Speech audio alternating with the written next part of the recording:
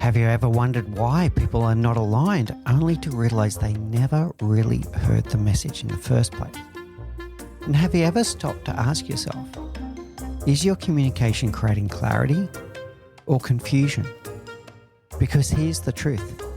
Communication is not just something leaders do. Communication creates culture. In today's episode of The Leadership Project, I sit down with Alejandra Ramirez, an internal communication strategist and founder of Ready Cultures. Alejandra has spent more than 2 decades helping organizations transform from the inside out. And in this conversation, we explore one of the most overlooked responsibilities of leadership, how we communicate. Because internal communication is not just about newsletters, emails, town halls, or announcements. It's about trust. It's about alignment. It's about whether people feel seen, heard, valued, and included. This is a conversation about listening, clarity, trust, and the invisible link between communication and culture. Hey everyone, and welcome back to The Leadership Project. I'm greatly honored today to be joined by Alejandra Ramirez. Alejandra is an internal communication strategist, but she's had 2 decades experience helping organizations transform from the inside out, and the link between communication and culture. And that's where we're going to unpack today. What is this link between communication as leaders, as a leadership group, and how it impacts the culture around us? She's the founder of Ready Cultures, an organization that helps organizations through these transformations. She's an expert in crisis communication, and I'm really looking forward to unpacking this connection between how we communicate and how it sets our culture in an organization. So without any further ado, Alejandra, I'd love it if you'd say hello to the audience, give a little flavor of your background, but mostly what inspires you to do this work that you do? Well, first of all, thank you for having me. It's great to be here. My background, as you said, is in communication. I worked for about 15 years in-house in what's talked about as big law, so the very large law firms. And I led corporate communications at these firms where I oversaw, the umbrella of communication. And through my work, I very quickly found that if the internal piece wasn't done right, none of it was done right. And so that was a big aha moment for me when I was working in-house. But also, I've always just been a very curious person. I love words. I love writing. I love reading. And I enjoy knowing and understanding why they are the way they are. And I think my upbringing also, I'm what's called a third culture kid, which is essentially someone who was raised outside of their sort of motherland culture, but so kind of straddles 2 different cultures. I was born in Colombia, raised in the US. My mother is Colombian as well. My stepfather is Texan, white American from Texas. And so I was raised in very different cultures. And I think that taught me the importance of understanding different perspectives. And so I think that confluence of just my upbringing, my curiosity, and my experience in having worked in-house in corporate communications really led me to this realization that for companies to get it right, they need to really communicate effectively with their employees because they're people too. Yeah, really good. So the importance of communication is coming through. Some of the things there, the curiosity, I definitely want to unpack that a little bit later. The power of words and your interest in words. And then the 2 things I want to start with is this thing where you say we often get it wrong internally, and then if we get it wrong internally, it messes up elsewhere as well. But this clash of cultures, this one's interesting for me because certainly I think every company I've worked with has been increasingly multicultural. Like I would say almost to the point of United Nations. You look around the shop floor and you go, wow, 61 different nationalities just in our group here. Where does that come in? So is this part of the challenge that we have for internal communication? So, I'd love to take a step back for a minute and talk about what culture means in an organization, because I find that too often it's described as more of a noun instead of a verb. And so what I mean by that is usually when you talk about culture at a company, it's this idea of a shared way of doing things, a shared set of values, a shared set of ways of doing things. And so that's great, but that's not very actionable. And I like to think of culture as a verb, the way you do in science, which is when you culture something, you're trying to create conditions under which you want things to grow or not grow. And to me, that's a really important distinction because as leaders, it really kind of sets the stage for understanding that it is your responsibility to culture the environment that you want people to work in and people to thrive or not thrive. And so that's just one piece I want to kind of clarify insofar as how I look at culture at a company. And then to your question about culture generally, right? We're talking multicultural. You've got, I've worked with companies who have offices around the world, and you're talking thousands of employees from different countries who have different ways of working and understanding just from their cultural upbringing outside of work.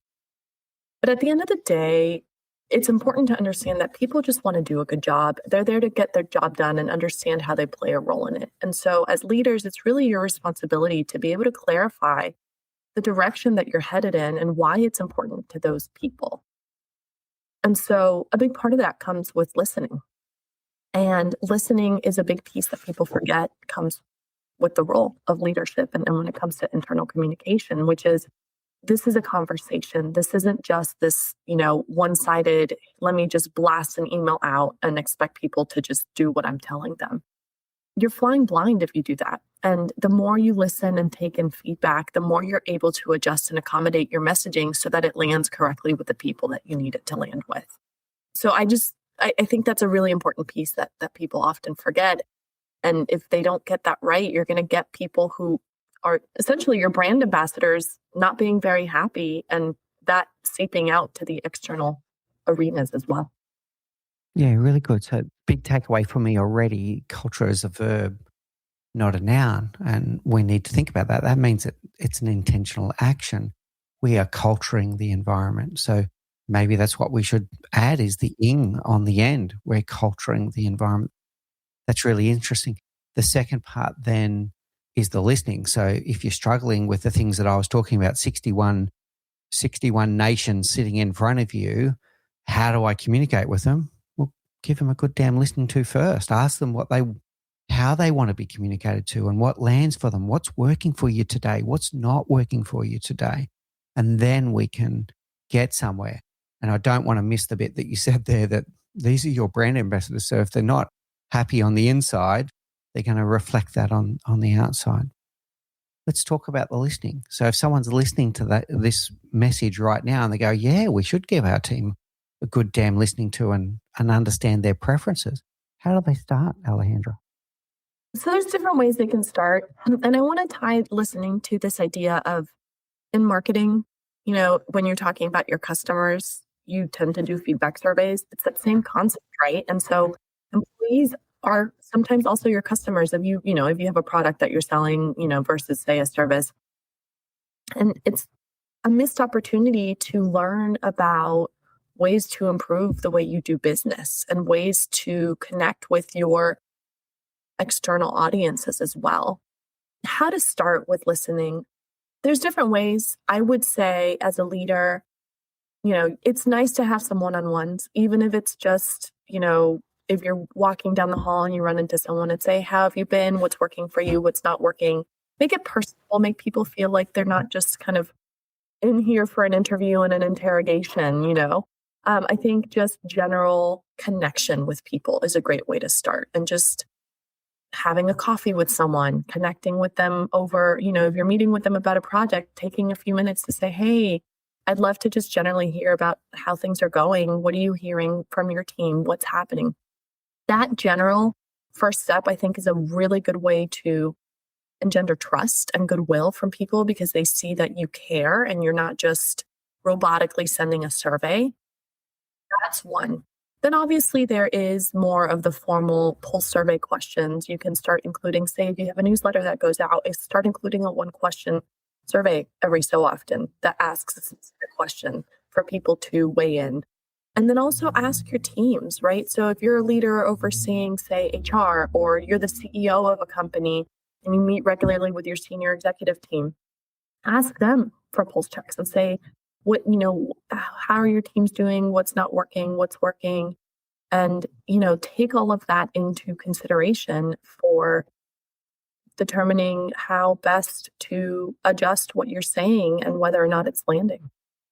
Yeah, really good, Alejandra. So more of a personal touch here, the one-on-ones, how, and it shows the person that you do care, shows them that they are seen, they're heard, you value their opinion. You want to know how is it going? How's all this landing for you? Let me share an experience on the team front. This is very recent in our organization. We ran some focus groups around employee value proposition. And the reason why we ran those focus groups had nothing to do with what you and I are talking about today. We were trying to work on how we can attract better talent into the organization. How can we get the brightest university students to want to join us instead of our competitor? Just being very blunt here. And then in that focus group, once we got them talking, we learned so much more in that intimate environment than that we were not getting from. We do a 6 monthly employee satisfaction survey that's got, I think, too many questions, by the way. It's got like 60 questions or something. And we learned so much in this intimate environment for two reasons, I think. One, it was very intimate. Second, it was synchronous communication instead of cold reading what someone has read on the survey form. And there was the ability to have a bit of interchange. Go, oh, interesting. Just like I do with you. Tell me more about that. That's interesting, Alejandra. You can't do that with a survey. You're live there with a human being. Absolutely. And I'm a big fan of data. I'm also a big fan of human connection. And I think both work well and both are important and they serve different purposes. And listen, I have a survey that I use for when I work with clients, and it's called the Ready Index. And it basically asks a series of questions to measure understanding and alignment of messaging around trust and leadership and clarity of message. That gives us really great insights. It's not enough. And it's why, to your point, I also do focus groups, I do one-on-ones, and I work with leaders to build that into their day-to-day and their schedules, because people thrive on human connection. It's sort of the human condition, right? That we're a very social being, and they want to feel heard. And the more you make them feel heard, the better you're going to engender that goodwill. Yeah, really good. I'll tell you what's bouncing in my head now, because I've got this word culturing the environment stuck in my head. So good job. I really like it. And I had this image of gardening, and I don't want to treat people like we think that they're plants and trees, but it's just a metaphor, okay? So I got this picture of a garden, and we're nurturing the soil to create something that's going to grow. But now what we're doing with this focus group, imagine that you try to nurture your plants, but you've got the ability to ask them, hey, do you have enough water? Would you like some more water? Have you got enough? And I'm not good at gardening. Potassium? Does that make sense? I think so. Do you have enough potassium? Like, now you're having a dialogue, and you can actually ask them in real time, how is this culturing working for you? How does that sit with you? Yeah, it's exactly it. And I think that in some industries, it's especially important to bring people together where, say you have a company that has a manufacturing plant, for example. I find that sometimes organizations in that space will say, oh, well, it's manufacturing. Let's just focus on the office people. And it's like, well, these are people creating products for you.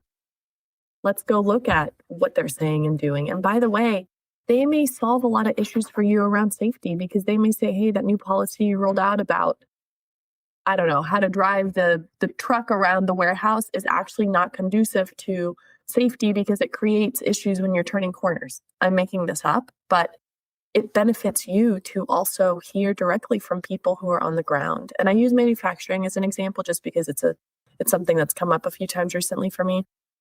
I also work primarily with professional services. And when you work in professional services, it's easy to think that you just have to care about the partnership or, the senior most people who are kind of the ones that bill, the billable hour folks. When in fact, you've got an entire workforce that is operationally supporting this company that may have ideas for how to work and improve things and how to do things better. And so from a purely just operational perspective, it's beneficial. Not only are you engendering goodwill and building trust, but you're also gaining insight that could improve so much about how you do business. And so to me, I think that's why it's so important to lead with curiosity and be willing to ask those questions and not just take it as, oh, well, this is a critique on how we do things, so we're shutting it down. Yeah, so that's really cool. The curiosity, the listening, but also listening without judgment and being prepared to listen to what's really being said, not just listening to what you want to hear is what I'm worried about here, Alejandra, that you might go into that and go, oh, I don't want to hear this. We've got dissenting voices here and shutting it down. And no, this is gold. You need to know this. Pay attention. And it's a good point you bring up about, being open to that feedback too, because not only is it important to hear that and listen to it, you also need to do something with it. And I don't mean someone says, hey, you need to change the way we do this thing because it's better. It may not be, but then at least you need to be able to say, okay, we heard you. Thank you for your feedback. And this is where we came to a conclusion. Here's why. It brings me to another point, which is this idea that as a leader, it's easy to think that everyone has to agree with you. They don't have to agree with you, but they have to trust you. And I heard that. I can't take credit for that insight. That was a podcast I listened to hosted by Adam Grant, and he was interviewing the CEO of Airbnb, Brian Chesky. And he made that point, and it's always really resonated with me because I feel like it's so true. And I've lived that firsthand where I worked with a leader once who was making a really big decision. He was a very senior leader and sent out an announcement about this decision. Someone wrote back and didn't agree with it and said as much. And his initial reaction was, well, I'm just not going to respond. What should I do? And I said to him, this is a really great opportunity to build trust and show that you care about what they have to say and that you're listening, even if they don't agree with you. And so we worked on a response that I don't remember the exact wording, but more or less said, hey, listen, I appreciate you weighing in. This is really helpful to hear. In this scenario, I'm standing by my decision, but please always feel free to come back with other thoughts and questions and feedback. And that person wrote back and said, wow, I didn't think you'd reply, but thank you so much for hearing me. And so that person still didn't agree with this individual, but that person felt heard and it built trust. And that trust is paramount when it comes to leadership. Yeah, really, really powerful, Alejandra. There's two things here. One is the closed loop. So when people are giving feedback, whether it's in a survey form, in a meeting, in an email, giving them that closed loop. If you don't give them that closed loop, they eventually give up. They go, if we do a 6 monthly survey like my company does, they eventually go, oh, what's the point? No one actually responded to the comments I put the last 3 surveys. Why is it going to change in the 4th survey? So the closed loop keeps the dialogue going is the first thing. The second one is it shows them that their opinion is valued, that they're seen, heard, and valued. But third, and this one's really powerful, and I strongly believe this, Alejandra, is people can typically accept a decision that's contrary to the one that they wanted, as long as they understand the rationale behind the decision. And a rationale is not, I'm the boss, I just told you so. It's my call, bugger off. It's, okay, thank you so much for your idea. We're not going to do that one. We're going to go in this way, and here's why. And that here's why has got to be something that resonates with them and go, oh, okay, yeah, this makes sense now. I'm on board. Now that's where trust is built through that transparency. How does that sit with you? Absolutely. And it actually, it's funny when I think about the times I've been brought in to work with clients, sometimes it's more often than not as a result of a change, whether it's an acquisition, a merger, new leadership transition, new tech rollout, like an AI tool or some new ERP system. And inevitably, that's when leadership realizes, oh, wait a minute, like people aren't doing what we need them to do, or they're scared to make these changes. I help with that because I help them communicate and explain the why, to your point. And I have a framework I use that is called the 3H framework, which stands for head, heart, and hands. And when I work with organizations on communicating, yes, there's this sort of bigger picture.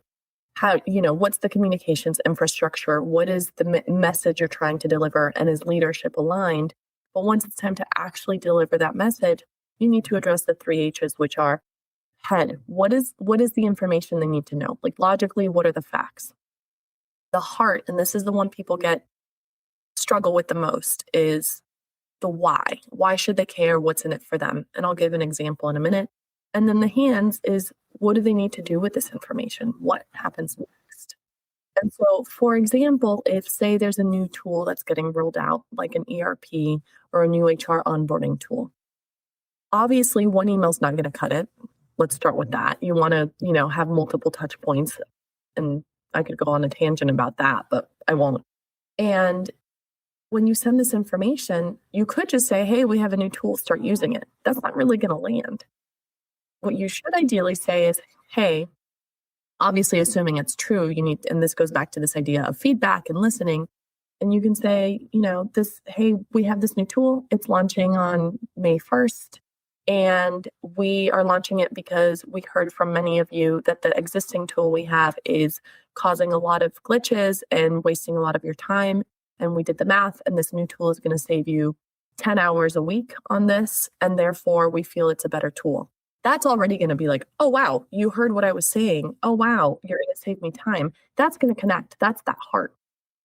It's not meant to be this mushy. I mean, yes, like you want to be empathetic, but when I say heart, people sometimes think like they have to be like mushy and like, we support you. And yes, that's important, but it's really just what's in it for them.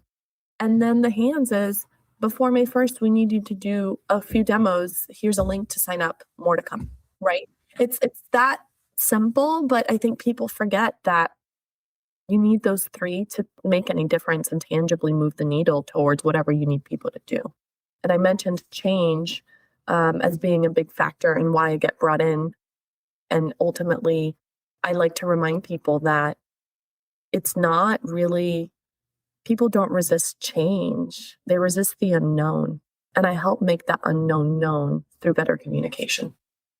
Yeah, it is the fear of the unknown. And unfortunately, well, I want to come back to head, heart, and hands on this one. And this is going to help us a lot, right? So like the framework, head, what do they need to know? The heart, why is this good for them and us? Like what's in it for them? What's in it for us? And hands, what do they need to do? Underlined by the word clarity, I think is also important there. But in this change scenario, if you are communicating a change, unfortunately, and this is biological, people fear loss at a greater degree than they appreciate gain. So how do we cope with dealing with their resistance to change in the communication? So we're trying to tell them the why, which is the gain, but if we ignore their fear of loss and the fear of the unknown, that's going to be to our peril. So how do we balance that equation? I think it starts well before the change actually happens. And it goes back to this idea of building trust, right? Because if you end up at an inflection point where that change is happening or where something big is causing people to pause and maybe get a little sort of deer in the headlights, it's already too late to start building trust. As a leader, it's important to build trust every day so that when those tougher moments come up, you're going to land more softly. That's one. Two is the clarity that you mentioned, right? So I always like to say, people don't know what they don't know, and they're not in your head. You can't assume they're reading your mind. You've been in something, you're seeing it so close that you forget that some people don't know all the facts or don't know all the nuance. And so put yourself in their shoes when you're thinking about that clarity. I mentioned trust and clarity because to me, those are the core essential pieces to this. Trust, you can have high trust, which is great because that means people are willing to run through walls for you. But if you have low clarity, they're going to run in circles because they don't know what they're doing. You can have high clarity, which is great because they're like, okay, great, I know where I'm headed, but low trust. They're not going to trust that you're going to get them there. So they're going to be more reticent to do the thing, right? And so those two things I think are really, really essential. And I think that it's natural to have people mourn the loss of whatever was. I think acknowledging that is important and saying, listen, this is really big. This is a really big change. We recognize it's going to be tough. We recognize you're used to this way of doing things, but we encourage you to give this new thing a try. And continuing to show and emphasize and acknowledge and show empathy that you know that the change is not easy, that you're there for them. You're there to support them through this. You're there to guide them through this new transition. And inevitably, people will be more willing to move in that direction if they feel like they're not alone in it, and if they feel like they're being heard and can sort of raise concerns as it goes. And that's a big part of communication is that people forget is people think about the beginning and the end, but they forget that messy middle. That messy middle is important. It's always going to be messy. You can't fix, you can't make things perfect. But what you can do is communicate in a way that makes them feel heard and supported through it. So I'm hearing a lot in there around, okay, so we've got the clarity and trust. That's a very powerful message, but there's also an acknowledgement of the emotions that people might be feeling about this. So I'm going to double down on the loss thing here, because the loss could be a fear of loss of identity. So you mentioned an ERP tool. That's a good enough example. If I was the expert in the previous tool, someone's rolling out the new tool, I'm not the expert anymore. So I feel challenged. I feel my identity's challenged. But if we don't talk about it, it doesn't go away. If we talk about it, we can have a dialogue about it. Yeah, that's a great example. I'm so glad you brought that up, because I find that in that example, often leaders forget about those experts when it comes to making some of these decisions, and bringing them in early in the conversation so they feel a part of making the decision for the change is also really important. So rather than saying, okay, I'm the senior team and we've heard people and we listened to what they had to say, and this is going to also save us a lot of money to do this new tool, off we go to institute it. That's probably going to be less well received than if they say, okay, who are the experts on this current tool that we can bring in early and start having the conversation with, so that they hear it first and so that they feel like they're still a part of it, right? Those are those little nuances that I think will make a huge difference for people. And by the way, sometimes change does lead to job loss. I get that. And it sucks, right? Let's not sugarcoat that. How you make that decision and how you communicate that decision is also going to go a long way, because you could just say, all right, guys, new tool, by the way, here's 10 people who are going away now. That's going to be like, whoa, what's happening? Or you could communicate it first with those 10 people and, face to face, acknowledge, say, look, this is really hard. I know it's not, the direction that you hoped for, but we wanted you to hear it first. And here, ideally you have a solid severance package to give these people to support that as well. And then you announce it more broadly. That is also going to go a long way, because even though it's still not great that you're having to let go of some people, those people are going to feel more like, oh, okay, we're not just some, people you're throwing off to the side. We feel human. We feel like we've been talked to about it first. We don't feel like we were left out just by the wayside, if that makes sense. And that goes a long way, because those people may leave, but other people may go to them if they're looking to apply for a job at this company and say, hey, what was your experience there? Yeah, good. Okay. So the big thing I'm hearing here is don't ignore it, because if you're ignoring it, it doesn't go away. It actually festers and probably gets worse. Have the courage to have the conversation, even if it's not a nice conversation. It's, some hard truths in there. Really good. All right. The other one I want to come back to is around clarity and understanding. You've used both of those words as we've gone through. We've spoken a lot about communication being two-way, but I want to go to some of the topics that can feel a little bit one way and where it doesn't land. there's been some psychologists, recently studying this thing called the illusion of transparency, and they're trying to measure the gap between when someone communicates a topic. And I loved your example before of, someone might have been thinking about this topic for 6 months, and then when they present it, they get frustrated that the other person's not understanding it. Well, you've been thinking about it for 6 months. This person's heard about it 6 seconds ago. So that's where part of it is. But this illusion of transparency is the gap between, you ask a leader, okay, how many people do you think understood your message that you just delivered? Oh, 100%. Or they might be a bit more humble and say 80%. And then the psychologist will go and measure it and work out it's somewhere between 20 and 30% of what was just said was actually landed the way the person thought it landed. Now, I'm going to give an example that I see quite often, and it comes through things like employee surveys. It'll be something like the group is telling the leadership team, hey, we don't understand the strategy. And then the leadership team all look at each other and go, we've spoken about the strategy on the last 6 town halls in a row. How are they not getting this? So there's not a bad intent or a bad will from either party here, but something's just not landing. Something's just not landing. How do we address that, Alejandra? It's such a great example. And by the way, is more common than you think, because I think people just forget that not everyone can read their minds. A big part of that comes down to, well, first and foremost, knowing that gap exists is really important, and not just assuming, oh, well, we said this, so everyone's fine. I'm not going to go ahead and ask, right? Because that goes back to this concept of not acknowledging and not listening, and that's important. So at least they know, right? Knowing is the first step. I would say that comes down to, having a solid communications infrastructure. So I talked earlier about how when I'm working with clients, I look at leadership alignment. That's one, making sure leaders are aligned. Look at clarity of message, right? Like, do we know what the message needs to say, and is it clear?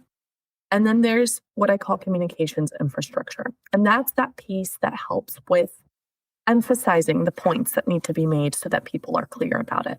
So in marketing, I mentioned a tangent earlier, so I'm glad it came up again. In marketing, there's this rule of thumb that people need to hear and see things at least 7 times for it to connect and then want to go and buy whatever it is they're being sold on. And if you think about that, it's not 7 times that they just get an email about it. Usually they'll see a billboard, or they'll get an ad on Instagram, or they're getting different touch points. The message is still the same, but it's tackling visual and auditory and just different ways of gleaning information. And so when I work with a company, I look at their infrastructure and I think, okay, how are you communicating this information? Is it just an email from the CEO or the head of HR? Is it just a town hall? Is there a follow-up?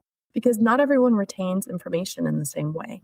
And people are busy. They're working all day. They're getting things done. This is just, in their minds, like another call for another update. And so you want to think about how you're communicating this and what the different touch points are that are reinforcing that core narrative that may come initially from the CEO because of the level of importance. And then are there maybe Teams channels where they can get an update with FAQs? Or is there an intranet microsite that has additional information? I work a lot with companies to create what I call manager toolkits, which is sort of this idea of a cascade with information that managers can use so that when they have team check-ins, they can bring it up and say, here's this information as well. And so sometimes you print posters and put them in the cafeteria. The more touch points, the more likely they are to understand it. And if it's still not happening, then you need to go back to figuring out, is your message even clear to begin with? Are you answering those core questions, which is, what's the challenge we're trying to solve for? What do people need to know? How will we know what's working? And why is this important for the business? And it goes back to the 3H we talked about. Yeah, really good. Okay, so I'm hearing, I'm going to say 3 stanzas here. The first one is the alignment of the leadership team to make sure that they are on the same page. Because if they're not on the same page, they're going to go and have their department meetings and it's going to start fracturing already. So alignment, clarity, and does it have the ingredients? Have we covered head, heart, hands? Have we covered the key messages that need to be done? Okay. Then we switch to the consistency and repetition of message multifactorially, that not everyone receives information in the same way. Some people might prefer the email.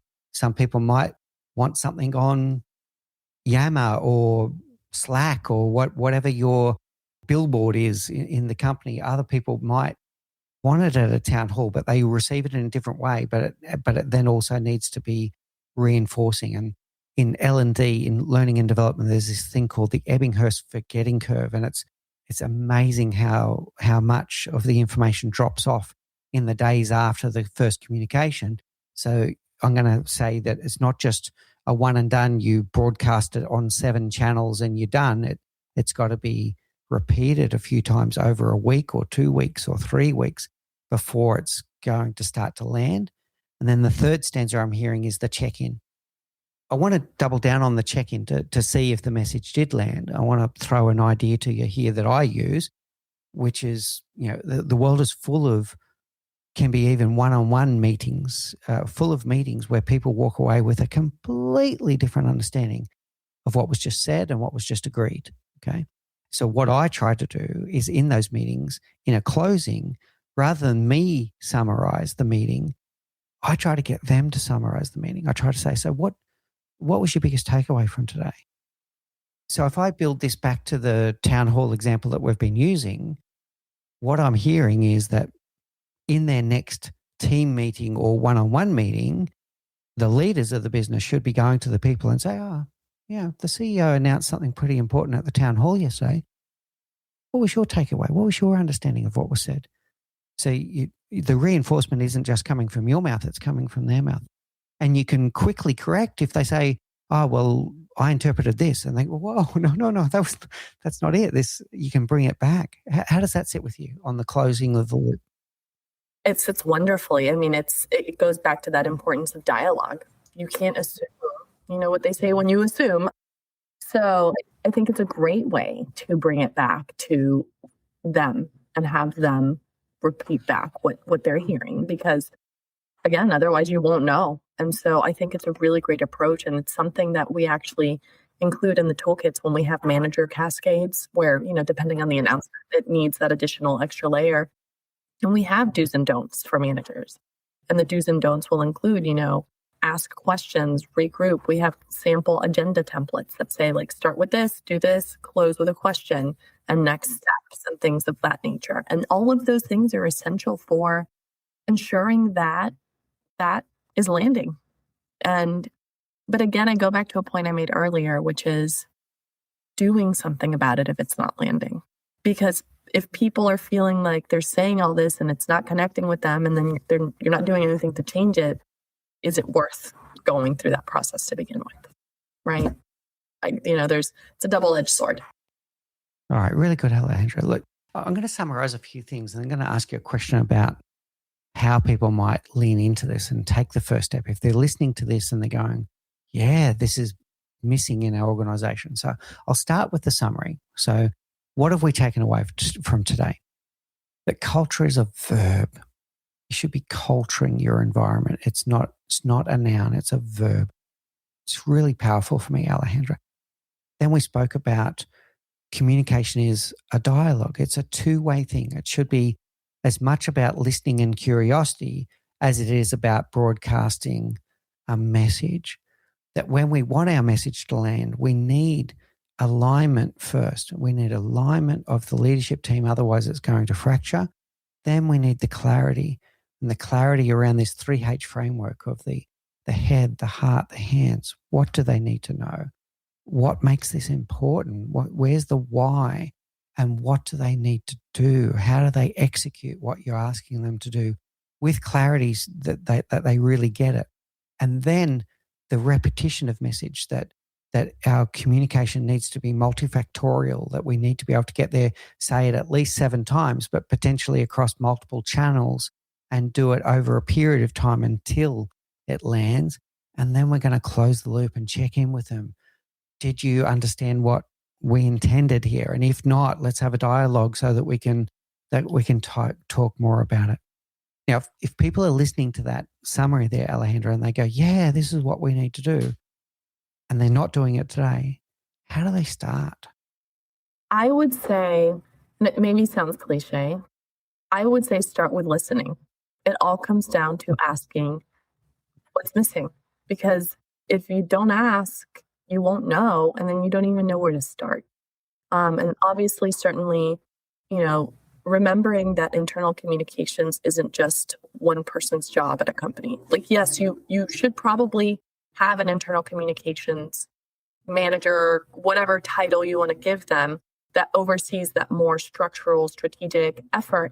But at the end of the day, culture, internal comms, those are everyone's job to get right.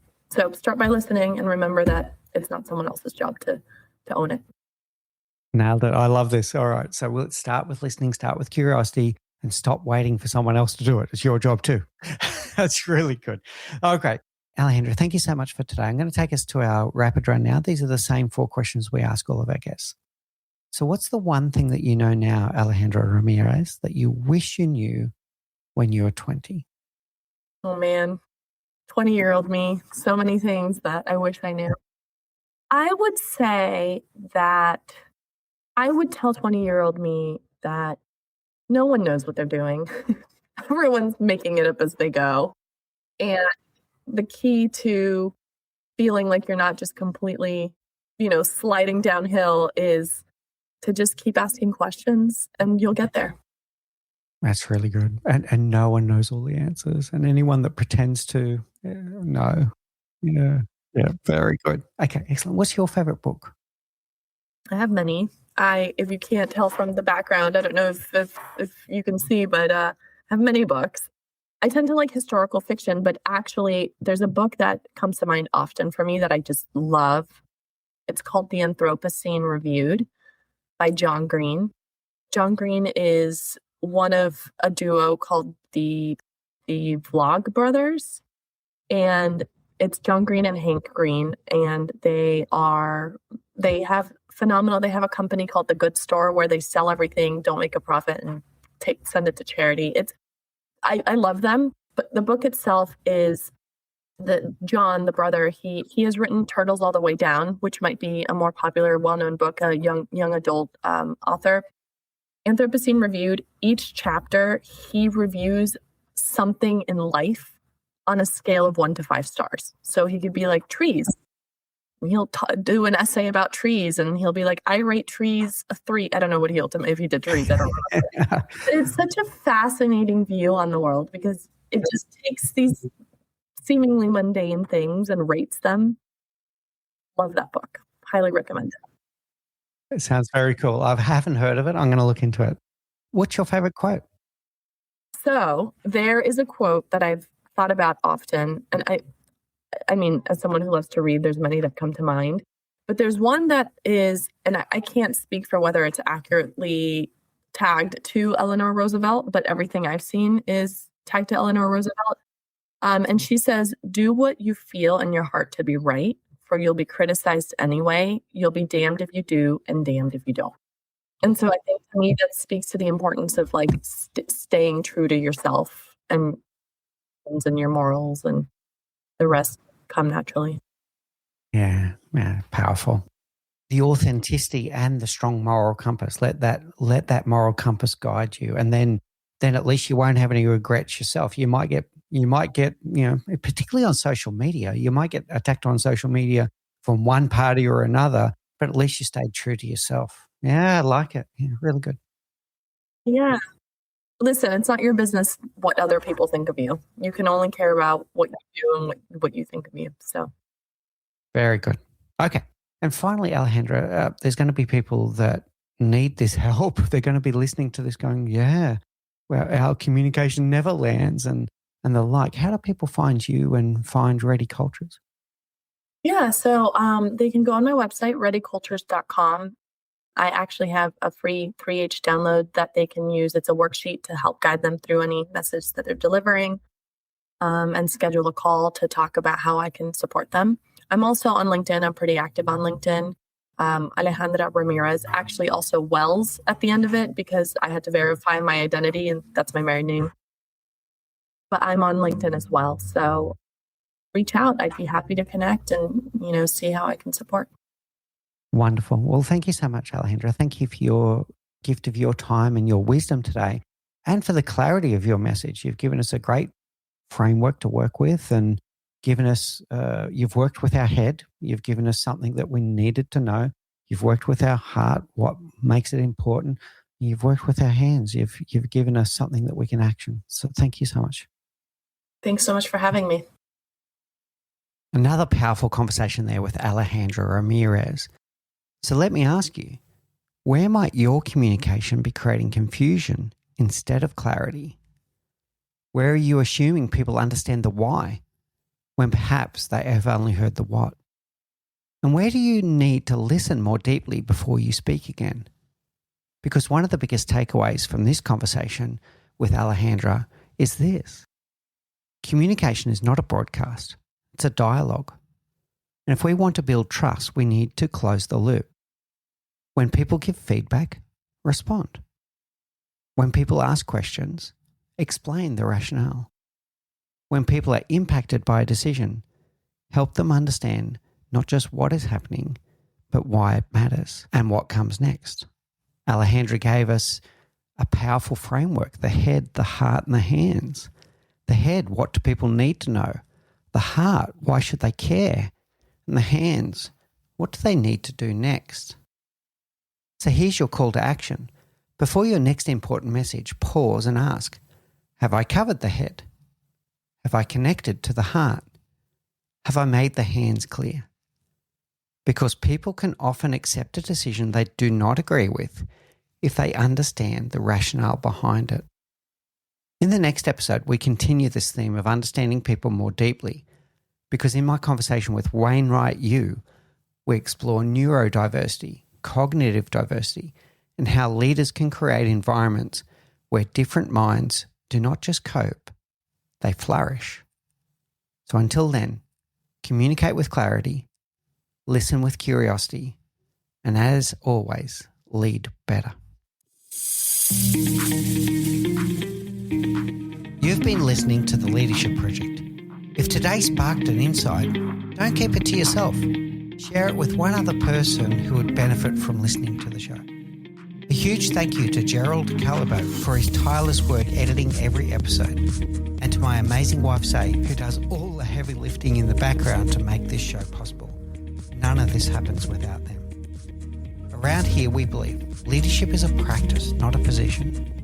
That people should feel seen, heard, valued, and that they matter. And that the best leaders trade ego for empathy, certainty for curiosity, and control for trust. If that resonates with you, please subscribe on YouTube and on your favourite podcast app. And if you want more, follow me on LinkedIn and explore our archives for conversations that move you from knowing to doing. Until next time, lead with curiosity, courage, and care.